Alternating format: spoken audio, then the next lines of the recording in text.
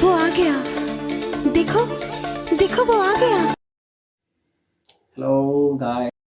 चल बोजड़ी के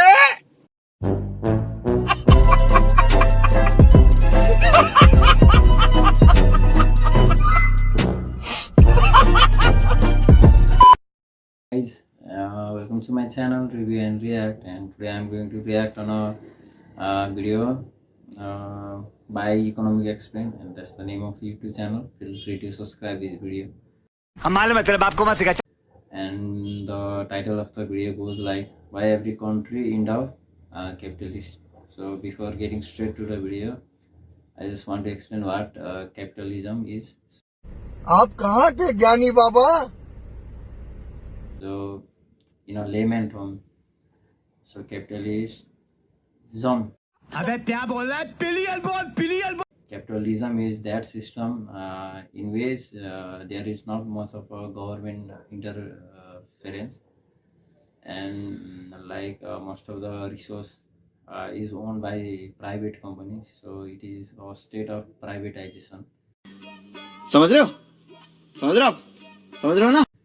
And yeah, there are pros and cons of capitalism. To counter the capitalism idea, socialism and communism were born. So I don't want to explain them. It will take hours. There are several books about capitalism, communism, and socialism. So let's get straight to the video. Almost every country in the world today operates its economy through some form of capitalism. Even the few remaining countries that wouldn't clearly fall into the definition of a capitalist economy, and even countries that have built a national identity in opposition to capitalism, have either willingly or begrudgingly adopted a lot of its characteristics. But is this global capitalist hegemony inevitable? Capitalism as it exists today is a relatively new phenomenon, as it only really started taking shape with the Industrial Revolution. With that in mind, it's easy to look at the development of capitalism. So yeah, capitalism was introduced at the beginning of Industrial Revolution. The idea of capitalism came in that era. मैं क्या करूं फिर job छोड़ दूं? Capitalism and the development of the global economy over the same time period, and conclude that this is just the optimal way of doing things, and that through natural selection, the ideal economic system was created and spread around the world. Capital development, the motivation for innovation, the drive to work harder, and the efficiencies of the free market are all touted as major benefits of capitalism. Benefits which have in turn made our civilizations thousands of times wealthier than they were in the centuries before. Oh bella ciao, partigiano, portami via, che mi sento di morire. For capitalism. People that oppose capitalism will point to rising inequality, the exploitation of natural resources, and the erosion of human rights in the name of maximising output as equally important drawbacks. Unfortunately, these opposing... Yes, there are some cons he mentioned in the video. There is exploitation of human rights and economic inequality and exploitation of resource natural resource. The exploitation of natural resources because in capitalism there are limited resources, but the companies have this illusion. ये सब क्या देखना पड़ रहा है? अच्छा है मैं अंधा हूँ. And the other thing is अबे जल्दी बोल, कल सुबह पनवेल निकलना है. the innovation that happened in Europe and in US happened during the One eternity later. peak capitalism era. What the You ever had a dream that you had you could you do you want you could do so you want. No, God! No, God, please, no! No! No! No! There had been the Great Depression that was faced in 1970s,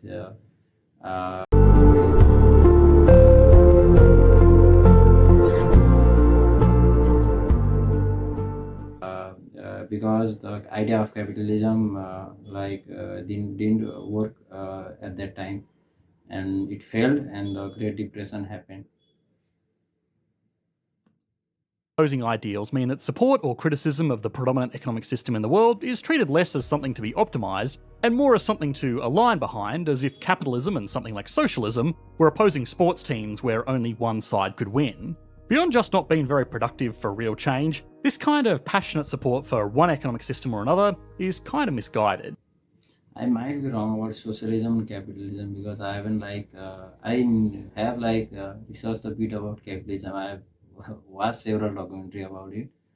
But socialism, I don't know much about it. Sorry if I have mistook or misinformed, have been misinformed about socialism. Please feel free to correct me. It really is as silly as, say, someone like a mechanic picking a hammer as their favourite tool and then trying to fix a car without even considering a socket wrench where it might be the better suited tool for a particular job. So to make sense of capitalism and to hopefully form a more well-rounded overview of this economic tool, we need to, as always, answer a few simple questions. What even is capitalism? There is a good chance that most people passionately debating for emotional damage. Maybe I can be wrong, so sorry guys. Now he's going to explain. This part right. Why has capitalism become so dominant in our modern global economy? And finally, are there better alternatives? One of the biggest issues in addressing the strengths, weaknesses, and subsequent inevitability of capitalism is that, unfortunately, there is no universally agreed upon definition of capitalism. A big reason for that is simply the tribalism that revolves around economic systems like this, where one side will attribute everything good to capitalism, and the other side will only attribute bad stuff, and in the end, whether intentional or not, it all just gets a bit too messy to put a hard and fast definition on it. That being said, by taking a step back and understanding... And the definition of capitalism has been evolved, like neo-capitalism, liberalism, something like that. The definition has changed or evolved time to time. So yeah, there is not a fixed definition of capitalism. It is still in evolving phase, I guess.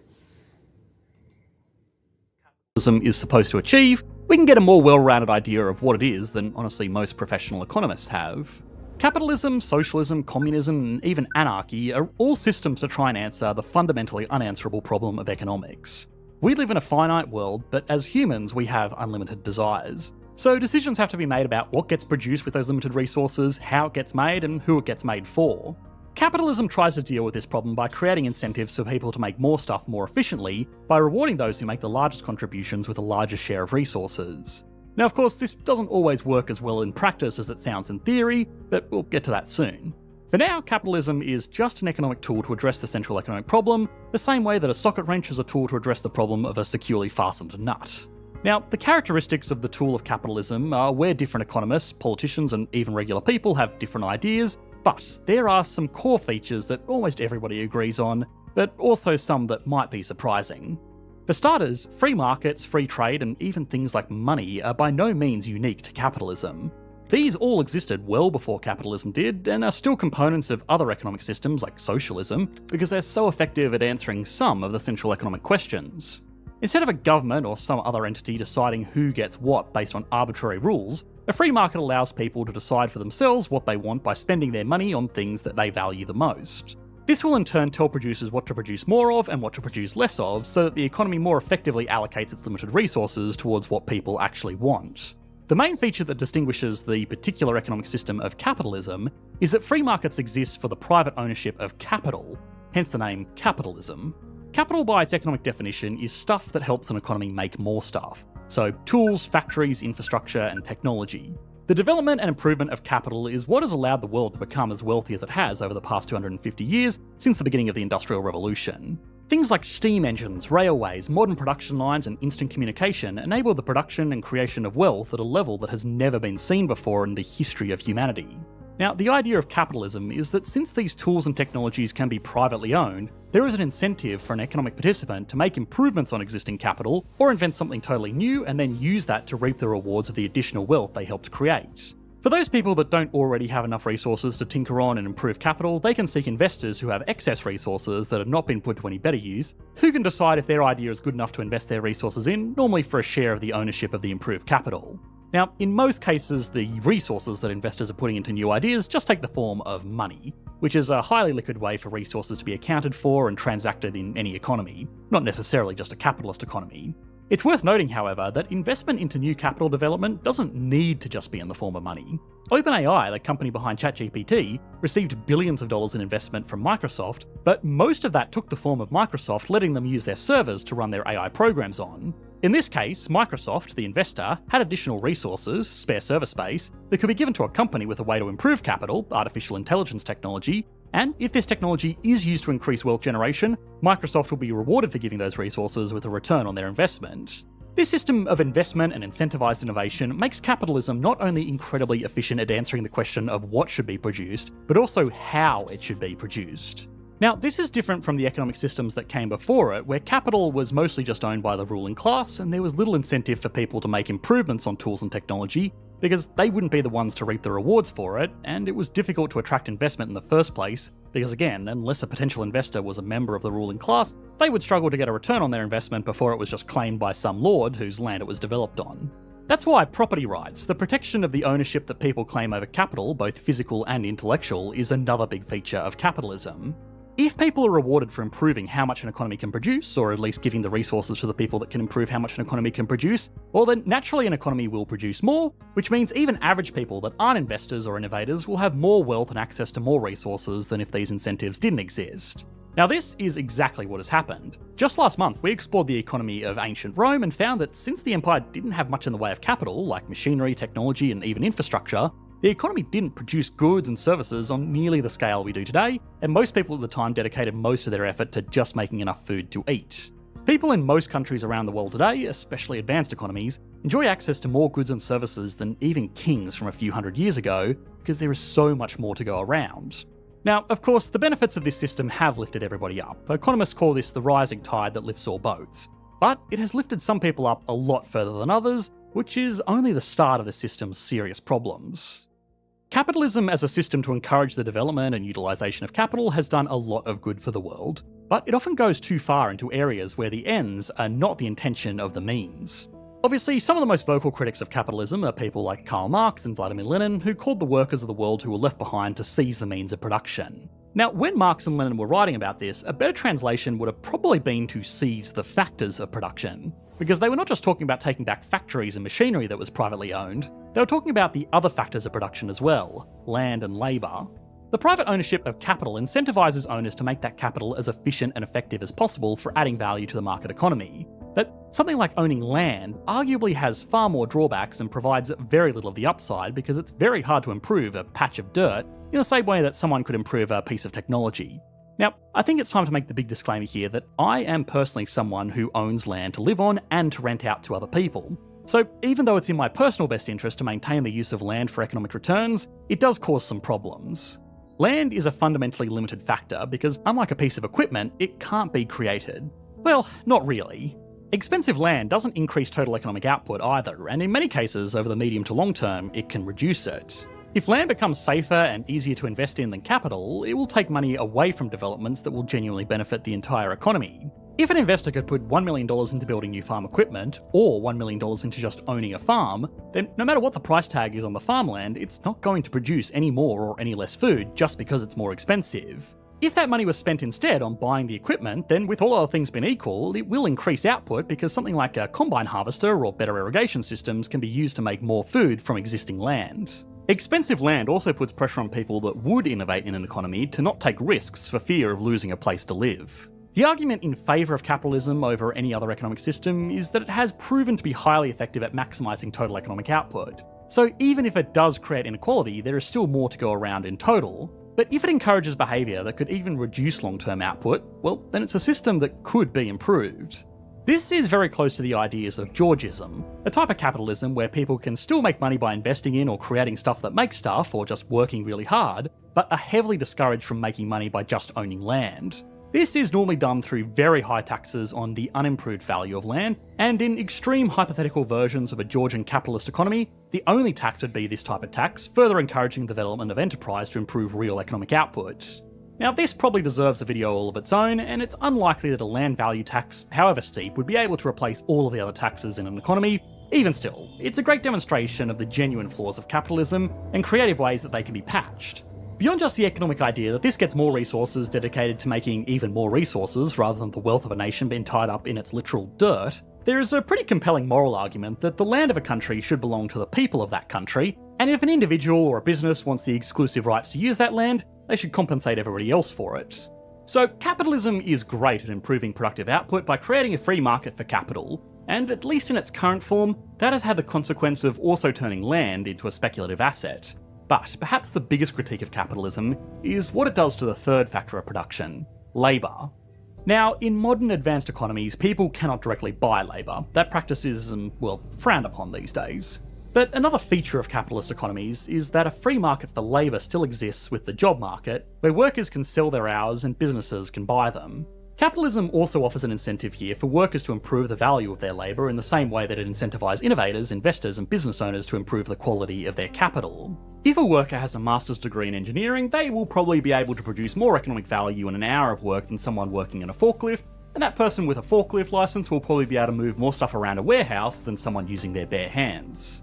The formal and well-developed market for specialised jobs means that people have an incentive to acquire skills that will provide the most value to them. So in capitalism, you will get a job as per your specialization and as per your talent or skill. That's how the division of worker happens in capitalism, I guess. To the economy, which in turn means more value is produced for everyone. People are also encouraged to provide labour that they are good at for the same reason. This system is not perfectly efficient by any means, but it is much more effective than some kind of central organisation determining who does what. Before capitalism, people's roles in society were basically just be delegated to them by a ruling class, and since the vast majority of people were labourers and farmers anyway, there wasn't that much of a need to efficiently allocate skilled labour to where it would add the most value. So all in all, this modern system of a free market for labour sounds like a significant improvement, and it is. But again, it's not without its problems. In a capitalist system, the people that own land and capital, 2 out of the 3 factors of production, have an incentive to pay the third factor of production, labour, as little as possible to retain more economic benefits for themselves. Thanks to the strong ownership rights and protections that modern capitalist economies have in place, it's very easy to acquire vast amounts of land and capital. Jeff Bezos doesn't need to raise his own army to defend all of the Amazon warehouses in the world, that's done for him. And since land and capital can be used to make economic returns to acquire even more land and capital, it's very easy for these factors of production to become highly centralised in the hands of a few people. Labour, however, is fundamentally limited to how much work a single person can do, so it by its very nature is far more spread out across every economic participant in an economy. The problem this causes is that it's much easier to coordinate a small number of huge amounts of land and capital rather than a vast amount of individual pieces of labour. Workers are economically incentivised to fight against one another for good jobs, whereas businesses are economically incentivised to pay as little as possible. This is where calls for workers, the factory... And yeah, there have to be competition between labors, and if there's a fair competition, then it's good, but it's not always you see a fair competition in capitalism. Sometimes you see the selfishness and the greed on top. So yeah.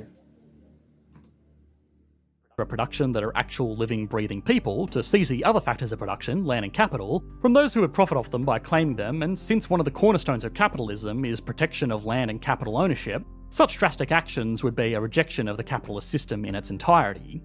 Now, in reality, capitalism is a very efficient tool that has undeniably done some amazing good for the world. The wealth that we all enjoy today, even though it may not always seem like it compared to millionaires and billionaires, is still far better than toiling in fields. Rewarding the development of tools, technologies and skills to build our modern economies has been a great success of capitalism, but that doesn't mean it's perfect or inevitable.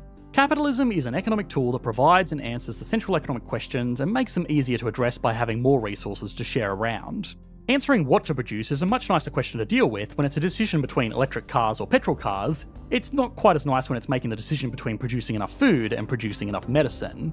Capitalism is not evil, nor is it some virtuous gift that has blessed mankind. Just like a hammer is not evil or good by itself. It's a tool that can be very useful if used right and do a lot of damage if it's used wrong. Capitalism, like any tool, can also be improved and modified. Already, every economy in the world today has laws and regulations to rein in markets from being truly free, and there is the potential to keep the best parts of a system while addressing its serious shortcomings, which will hopefully lead to a better quality of life for all economic participants. Now, with hopefully a better understanding of what capitalism is, we made a video a few months ago but put into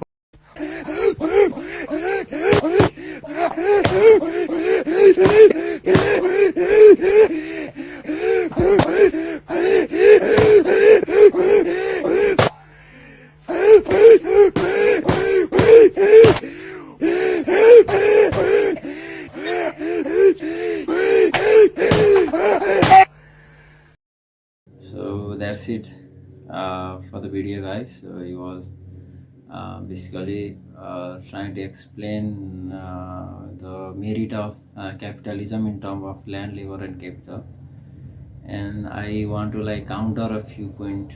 So I want to counter the point on land. I said how owning a land is well off for a person or for an economy as compared to owning a farm. But if someone or the individual start owning the land, the question comes back again, like there will be exploitation of resource in that land for sure. But the point he made was if you own a land and if you own a farm, then owning a land is much better, as you can do something like build a company and get much profit, rather than owning a farm which will stay only the farm. So he was making that point. तू समझा? हाँ. नहीं, तू समझा नहीं. But the thing is, owning a land can create the economic disparity, like economic gap. Like if only the people who have money start owning the land, and there will be economic exploitation, and the prices of land will go up, and likewise there will be like certain people who will only own the land, and the rest people will just have to work in that land. So that's where the demerit of capitalism lies. अच्छा, हमको सिखा रिया है. And he was talking about labor, like how labor can improve based on their potential. I somehow agree with that point. And about the capital, I didn't get much. Maybe I didn't concentrate much on the video, but You're so dumb. You are really dumb. For real. all in all, I can say that बंद करो हाथ जोड़ के मैं मोदी साहब से गुजारिश करता हूँ. so if so owning capital, like money makes money, so and only the people who have like acquire capital, they can only make the money, कुछ भी. and the rest will remain poor. So yeah, that's it for today. Thank you for watching my video till the end. Somewhere in the